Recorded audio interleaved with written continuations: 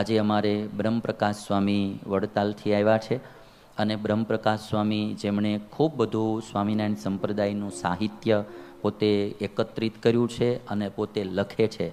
એમાં સ્વામિનારાયણ ભગવાનના જે નનસંતો થયા એ નનસંતો કે પછી અન્ય પરમહંસો, નનસંતો છે ને મોસ્ટલી બધા નનસંતો જે થયા, અમુકના જીવનચરિત્રો તમે જાણતા હો, અમુકના જીવનચરિત્રો તમને ખબર બી ના હોય, એવા એવા નનસંતોના જીવનચરિત્રો બ્રહ્મપ્રકાશ સ્વામી લખે અને એને પુસ્તકના રૂપમાં પ્રકાશિત કરે.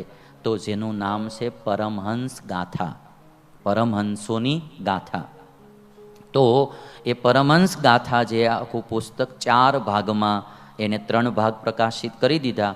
આજે 4થા ભાગનું વિમોચન આપણે અહીંયા કરવાનું છે, જેમાં ઘણા બધા સંતોના જીવનચરિત્રો લખાયેલા છે. આખું 4 ભાગમાં છે, હજી બી આગળ એ લખતા જ રહેવાના છે. તો એવું એક પુસ્તક જે બહુ સરસ મજાનું એમણે બનાવ્યું છે. આમ તો એમની કિંમત 250 રૂપિયા છે, પણ સૌજન્ય અને આભારી 100 રૂપિયામાં એ પુસ્તક તમને ઉપલબ્ધ થશે. અને બહુ સરસ મજાનું પુસ્તક પરમહંસ ગાથાનો ભાગ 4થો એનું વિમોચન આપણે કરીશું. રાત દાડો મહેનત કરી અને જે સાહિત્યનું પ્રકાશન કરે છે, એકવાર એમને પણ આપણે તાળીઓથી વધાવી લઈએ. બહુ સારી મહેનત સાહિત્ય પ્રકાશનમાં કરી રહ્યા છે. તો આજે આપણે એનું વિમોચન લેશું અને પછી આગળના કાર્યક્રમમાં પ્રવેશ કરીશું. જે અમારે પૂજ્ય બ્રહ્મપ્રકાશ સ્વામીએ જે પુસ્તકની રચના કરી છે, લખ્યું છે, એનું આપણે વિમોચન કરવું છે. તો અહીંયા સ્ટેજ ઉપર અમારે રમેશભાઈ રણિયાળા, મનીષભાઈ સિદ્ધપરા, ભરતભાઈ પીઢડિયા અને વિજયભાઈ કાકરાપાળ, આ 4 ભક્તો અહીં આ સાઈડના વિભાગમાં મંચ ઉપર આવશે પુસ્તકનું વિમોચન કરવા માટે. અને એમની સાથે પૂજ્ય એક જગ્યાએ બાલકૃષ્ણ સ્વામી રહેશે, એકમાં અમારે બ્રહ્મપ્રકાશ સ્વામી રહેશે, એકમાં પૂજ્ય અમારે નિર્ગુણ સ્વામી રહેશે અને એકમાં પૂજ્ય અમારે જનમંગળ સ્વામી રહેશે સાથે. અને આપણે આ સુંદર મજાની પરમહંસ ગાથા એનું વિમોચન કરવું છે. આ સુંદર મજાનું જે આ પરમહંસ ગાથા પુસ્તક, એમાં 44 સંતોના જીવનના આખ્યાનો લખવામાં આવ્યા છે.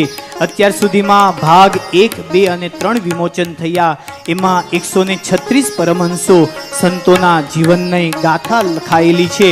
અને આ જે નવું પુસ્તક, એમાં 44 સંતોના જીવનની ગાથાઓ લખાયેલી છે. એટલે કુલ 190 પુસ્તક, 190 સંતોની ગાથા આ પુસ્તકોના માધ્યમથી વિમોચન થઈ રહી છે. બોલો સ્વામિનારાયણ ભગવાન કી જય. વાહ ભાઈ વાહ, એકવાર જોરદાર તાલીઓના નાદથી આ સુંદર મજાના પુસ્તકના વિમોચનને આપણે વધાવી લઈએ. આમાં નંદ સંતોના જીવન, કઈ રીતે જીવન જીવ્યા, કઈ રીતે આધ્યાત્મિક માર્ગે આગળ વધ્યા, એમના ચરિત્રો, એમના આખ્યાનો આ પુસ્તકમાં લખાયેલા છે. 250 રૂપિયાની કિંમત છે. આની 100 રૂપિયામાં આ પુસ્તક આપણને પ્રાપ્ત થવાનું છે. તો અહીંયા જ આગળના ભાગમાં જ્યારે આપણી આ સભા વિરામ લેશે, પૂજન કરી લેશો, ત્યારબાદ જે ભક્તોને આ સુંદર મજાનું પરમહંસ ગાથા જે સંતોના આખ્યાનોથી સભર છે, 44 જેટલા સંતોના આખ્યાનો છે. ભરતભાઈ આવો, વિજયભાઈ લેતા જાઓ. એ પુસ્તક જે ભક્તોને લેવું હોય, વસાવવું હોય તો 100 રૂપિયા એમની કિંમત છે. 250નું પુસ્તક છે. રાહત દરે યજમાનોને આભારી 100 રૂપિયામાં એ પુસ્તક પ્રાપ્ત થશે. એટલે ખાસ બધા ભક્તો જેને સાનુકૂળતા હોય તે વાંચજો. અને ચાતુર્માસ ચાલે છે, એટલે ચાતુર્માસમાં સંતોના જીવનના આખ્યાનો આપણે વંચાઈ જાય. તો જેને સાનુકૂળતા હોય બધા ખાસ પુસ્તક વસાવજો. બીજું વાલા ભક્તો, આ એ પુસ્તક છે ને બહુ સારું બ્રહ્મસ્વામી સંશોધન કરીને લખેલા હોય. એટલે નનસંતોના અમુક પ્રસિદ્ધ નનસંતોના જીવનચરિત્રો તમે જાણતા હો, ક્યાંક લખાયેલા હોય, પણ 195 નનસંતોના જીવનચરિત્રો એમણે લખ્યા છે, સંશોધન કરી. આ જે અપ્રસિદ્ધ હોય એવા નનસંતોના જીવનચરિત્રો, આખા પ્રેરણાદાયી પ્રસંગો લખ્યા છે. એટલે આપણે આ ચાતુર્માસમાં પુસ્તક એકાદું લઈને પાછું વાંચવું એટલે નવા સંતોના જીવનચરિત્રમાંથી આપણને સારી પ્રેરણા મળે. એટલો દાખલો સાધુએ લખવામાં કર્યો છે, તો આપણે તો વાંચવામાં શું વાંધો હે ભાઈ? લખવામાં વધારે વાર લાગે ને વાંચવામાં તો શું વાર લાગે, એટલે બધાએ ખાસ પુસ્તક વસાવવા અને આપણે બધા એનું વાંચન કરી જીવનમાં ઉતારવું. તો વાલા ભક્તો, સુંદર મજાનો ગુરુ પૂર્ણિમાનો પર્વ છે, ત્યારે હું અત્યારે આપણી વચ્ચે અમારે વડતાલથી બ્રહ્મપ્રકાશ સ્વામી પધાર્યા છે, તો હું પૂજ્ય બ્રહ્મપ્રકાશ સ્વામીને વિનંતી કરીશ કે સ્વામી આવશે અને 2-5 મિનિટ માટે એમના હૃદયના ઉદ્ગારો ગુરુ પૂર્ણિમાના પાવન પર્વ ઉપર એમના હૃદયના ઉદ્ગારો આપણી સમક્ષ રજૂ કરશે. તો પરમ પૂજ્ય બ્રહ્મપ્રકાશ સ્વામી. સભામાં પ્રત્યક્ષ રૂપે બિરાજમાન ઈષ્ટદેવ ભગવાન સ્વામિનારાયણ, અમારા સ્નેહી મિત્ર અને આપ સૌના હૈયાને ભક્તિને વિરક્તિથી રંગે રંગનારા પૂજ્ય સત્શ્રી મારે પૂજ્ય નિર્ગુણ સ્વામી, બાલકૃષ્ણ સ્વામી, સર્વે વંદનીય પૂજનીય સંતો, આપ સૌ વાલા ભક્તોને હૈયાના હેતથી જય સ્વામિનારાયણ. વાલા ભક્તો, જમવું હોય ને તો હારે થાળી જોવે, પણ સત્શ્રીના વચનો જીવનમાં ઉતારવા હોય ને તો આપણું મગજ ખાલી જોવે, બધું ભરીને લઈને આવત ન ઉતરે. અમારે હમણાં પૂજ્ય બાલસ્વામી કહેતા હતા ને કે સત્શ્રીને જ માનો, પણ સત્શ્રીનું માનો તેથી સાચા, મગજ ખાલી જોવે. અને ગુરુ પૂર્ણિમા હોય અને આપણને એટલો બધો સત્સંગનો લાભ આપતા હોય તો આવા મોટા સંતોને બિરદાવવા આપણી જોરદાર તાલી પણ જોવે. આપણે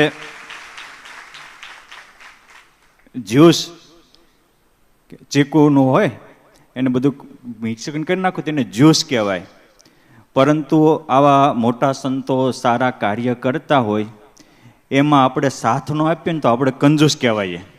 માટે સાથ આપજો, મંદિર બનાવવાનું છે ને એટલે. પોઈન્ટ 2 ગુરુ પૂનમનો કે થેલી પ્લાસ્ટિકની જ હોય પણ મલપા દૂધ ભર્યું હોય ને તો એ દૂધ નહીં કહેવાય. પડીકું કાગળનું જ હોય પણ મલપા હીરા ભરો ને તો હીરાનું કહેવાય. અને ટાંકી સિલ્ટેક્સની કા સિમેન્ટની જ હોય પણ પાણી ભર્યું હોય તો શેની કહેવાય? પાણીની કહેવાય. એમ આવા સંત છે ને માણા જેવા જ હોય પણ એમાં ભગવાન ભર્યા હોય એટલે ભગવદ રૂપ કહેવાય. અને આપણે એવા સંતના વચન માનીએ તો સીધા ભગવાનના વચનના માન્ય જેટલું ફળ થાય. આ ગુરુ પૂનમ એ માત્ર વ્યાસ ભગવાનના જન્મની પૂનમ નથી. આ ગુરુ પૂનમ એ છે કે આ દિવસે વ્યાસ ભગવાને બ્રહ્મસૂત્રની રચના પણ આ દિવસે કરી હતી. એટલે સત્શ્રીએ જે 2 સંદેશા આપ્યા ને કે રાગ દ્વેષથી પર થવું, એકેશ્વરવાદ, એનો આ દિવસે વ્યાસ ભગવાને આ દિવસે આપ્યો છે. એટલે આ દિવસે જે કોઈનો જન્મ થયો ને એની અલૌકિક ઉર્જા હોય, આ દિવસે આપણે સંકલ્પ હોય ને તો 100% સિદ્ધ થાય. ત્રીજી વાત કે સત્શ્રી હમણાં અમારે પૂજ્ય બાલસ્વામીએ વાત કરી કે 7 પારાયણે મહાભારત પૂરું થયું. સ્વામીએ સિરિયલ તો ઘણી હતી, વિશ્વમાં પહેલી વહેલી મહાભારતની કથા કરનાર કોઈ મહાપુરુષ હોય આ બેઠા છે. અને એ મહાભારતની રચના આ ગુરુ પૂર્ણિમાને દિવસે પૂરી થઈ હતી. હું કામ આપણને પૂર્ણ કામ કરવા આ દિવસે એને પૂરું કર્યું હતું. વળી આપણી ભારતીય સંસ્કૃતિમાં એવું કહેવાય કે નિમણી એકાદશી ગઈ 4 દિવસ પહેલા તો તે દિવસે ભગવાન પોઢવા જાય. ભગવાન પોઢવા જાય એટલે આપણી દશા શું થાય? એટલે આપણા ઋષિ મુનિઓ તરત જ ભગવાન પોઢવા ગયા એના 4થા દિવસે ગુરુ પૂનમ આપી. બાપ ભગવાન પોઢી ગયા છે પણ આવો ગુરુ જાગતો હોય છે ને તમને હુવા નહીં દે, આપણને જગાડવાનું કામ કરે છે. માટે સ્વામીશ્રીને તો અમે સાથે ભણેલા, વડતાલ સાથે ભણેલા, મેલકોટ સાથે ભણેલા, બેંગ્લોર સાથે ભણેલા, ત્યારથી અમારે દિલનો નાતો. અને સાધુ તો ઘણાય હોય પણ સાગર છે ને એ બધાને હમાવી લે.